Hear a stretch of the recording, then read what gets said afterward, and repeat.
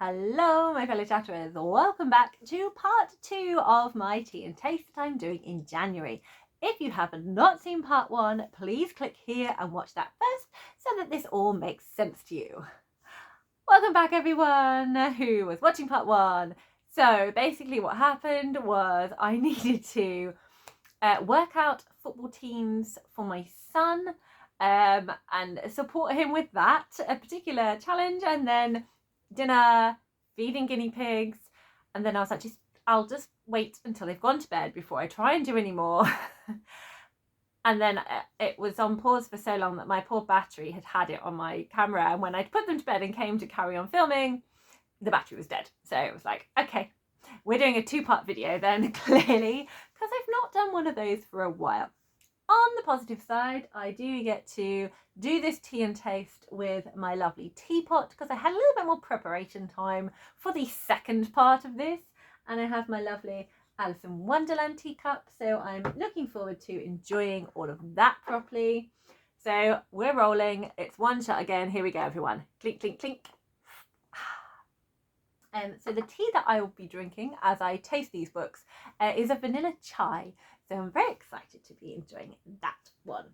So when I left you, very rudely, I had just read a little bit of A Psalm for the Wild Built by Becky Chambers. And I read the 1, 2, 3 pages of this sort of little introduction. But I read that after I started reading the first chapter. I don't know why, I just did. So, here. So I read up to page 10. So it starts on page 5. So I read 5 pages because it is a novella. It is 147 pages as opposed to Wildspark, which was like 430. So I have a very brief taste of this book. But I got to meet what I presume is the monk part of the Monk and Robot, and his life in this sort of utopia, and that he just feels he needs to have a little change. He's missing the cricket. And apologies, they. See, it's the fault of growing up in a patriarchal society. I just automatically use the male pronoun. So that's that. The monk is known as Dex, I think. So I read this last night. It's a whole day. Is it just brother Dex? Sibling Dex. Again, with the male gendering. I do apologise. Right. Come on, brain. Let's try again. We meet monk, sibling Dex. And they are not happy with the city. They have been happy up until this point, but there's an itching. There's just a calling. They keep thinking of crickets and just the feeling of this need to be kind of in the country. It's quite interesting, the idea of this sort of chosen life, that they can't just go into the country for a little bit and then come back again. It's like your vocation is changing. Off you go and serve somewhere else. So Dex goes through that. So I was very intrigued as to see where we're going after this. I just enjoyed all the kind of just the gentle day by day and learning Dex's thoughts on things, and Dex saying goodbye to their fellow people of this order. We hear a little bit about the order that Dex is in. And then after I kind of got to this point where Dex has left, I don't know what happens after that. But I then went back and read the kind of 3 pages, which is sort of a prologue, but not necessarily labelled as one, which gives us this kind of brief history of the robots leaving the city and just going. And this was really fascinating. I really enjoyed like hearing all the different kind of theologies and reasonings behind it, and just the attitude of the robots. That, what was it that they said? Oh yeah, so the quote from the robots is, "All we have ever known is a life of human design, from our bodies to our work to the buildings we are housed in. We thank you for not keeping us here against our will, and we mean no disrespect to your offer, but it is our wish to leave your cities entirely, so we may observe that which has no design, the untouched wilderness." Just really enjoyed that. So I'm very keen to see Dex eventually meeting up with a robot of some kind and having some sort of discussion. I'm quite excited about this. So this is really fun and I'm very intrigued. Okay, we're moving on to book number 3, and I will be reading a chapter of Tamarind and the Star of Ishta. Okay, I have read the first chapter of Tamarind and the Star of Ishta. So we are introduced to Tamarind. She is going to visit her maternal family. So we have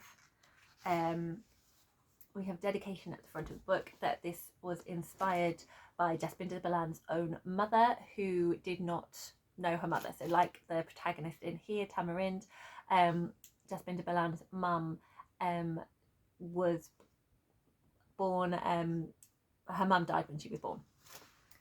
So it's exploring those kind of questions, that kind of pain, and needing answers about who mum was and trying to have this relationship with someone who you know loved you, but you never got to meet. So we have this lovely map at the front. So it's of the Himalayan wilderness. We have a lake, we have gardens, we have this palace, and then over here we have the family tree. So we have all of mum's relations here, and Tamarind is on a plane with her dad and his new wife, and they are going back to see Tamarind's mum's family, and Tamarind is going to be staying with mum, and I think by herself. So she's got a lot of questions, she's feeling a bit nervous, and she's also feeling quite sad about just living so far with the loss of her mum. So already I'm really intrigued. I'm feeling very maternal towards Tamarind, and I just think this book is probably going to make me cry. It's a very small book, it's only 200 pages. So again, the first chapter was quite small, but I think that's definitely given me enough of a taste of it. And again, I'm really excited to continue. So last book now. So I'm going to crack on with The Giver. And I have just finished the first chapter of The Giver. So I have marked, because this is the quarter in here, I've marked this top bit here is The Giver. It's around 200 pages as well. And so I read the first chapter, which was about 10 pages. And again, I'm really intrigued. So this is a dystopia. And like all dystopias, I love like going in, not quite knowing the rules, not quite knowing how things work, and I'm feeling very freaked out. There's the term of releasing, where if people like make mistakes that are considered big by this community, they're released out of the community. And sometimes they're talking about, like, I don't know how young, but the dad of the family is a nurturer looking after younger children, and is talking about releasing that they're one's not settling and they might be released. It just sounds like open the doors, go run free off into the wild. It just sounds really concerning. So I'm very intrigued about how this dystopian setup is. It also sounds like the family unit is not biological, like people are assigned spouses by the powers that be, and they're allowed one male and one female child, and that's it. And there's a ceremony happening, the ceremony of 12, when Jonas, our protagonist, turns, I presume, 12, his birthday. I presume the namings of the numbers and like that assigned level is their age of years. So yeah, I'm very intrigued. I'm feeling quite nervous about it because I think, you know, dystopias do that to you. But very, very, very intrigued.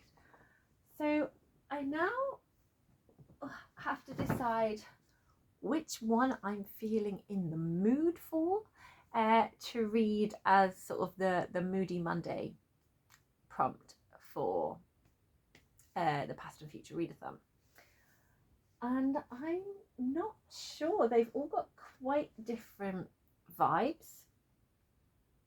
And I need to kind of like just assess how I'm currently feeling. what I'm currently reading and what I'm feeling drawn to, because I could easily just pick up and carry on with all of them. I don't know if I'm going to apply logic to it in terms of reading what I own, reading sort of like having my goals for like middle grade, global majority, or logical in like a library book that needs to go back that I've deliberately gone and got. There's like pros and cons for all of them in terms of logic, but I really just want to be guided by, kind of ignore that and just be guided by, what am I feeling like reading? Which one would I pick up? So like if I just had to go somewhere for a week and I could only take one, well then I'd think about book size, because I'd get through the smaller ones quickly. So we'll ignore that. If all of these books are going to be taken away and I could never read one of them, that sounds a bit extreme. I don't know if that's going to work for my mood either. I'm going to ponder it and see. Okay, so I've narrowed it down a little bit more. As much as I'm really, really excited about The Giver, and I definitely think that at some point this year I am going to read that quartet, it really feels time. I've just read a dystopia, and I can feel myself feeling a little bit stressed by the idea of starting another one. So I think I definitely want something that feels a lot calmer right now and a bit cozier. I had a lot of emotions with one of the books I'm reading. Another one I feel could be quite heavy that I'm currently going through. So I think I'm dwelling towards something a bit more cozy. And I think any of the other three could be cozy. I'm not going to pick up Wildspark just because I've recently picked up middle grade that was quite a long middle grade and a quite a like big involved adventure, and I'm still sorting out my feelings for that one, which you will see in my January wrap up, which will be coming after this.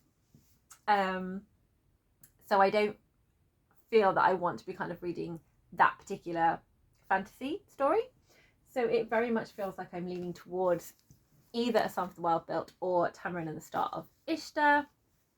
So with this one, it's very much kind of family, and it does sound sort of like very sweet and a gorgeous story, and I have really enjoyed Asher and the Spirit Bird, so I feel this will be very much more of the same. But also Becky Chambers, I loved Long Way to a Small and Angry Planet, and I really felt very happy in her author hands. And I feel this one might be quite soothing as well. So between the two, I think I am going more for A Psalm for the Wild-Built, purely because I do feel slightly like my emotions have been played with quite a lot recently. And I think dealing with sort of grief over not knowing your parent, I think I will come to this a bit later on. So it's A Psalm for the Wild-Built. Calm, nurturing is what I feel, like a book about well-being. This feels like the mood for the moment. So I'm going for Psalm for the Wild-Built by Becky Chambers. I would love to hear your thoughts on any of these books. From what I've said about them, is any of them that call you more than another? Have you already read them? Do you think that they will fit with my reading tastes? I would love to know, because you know I love a chat. Happy reading, everyone.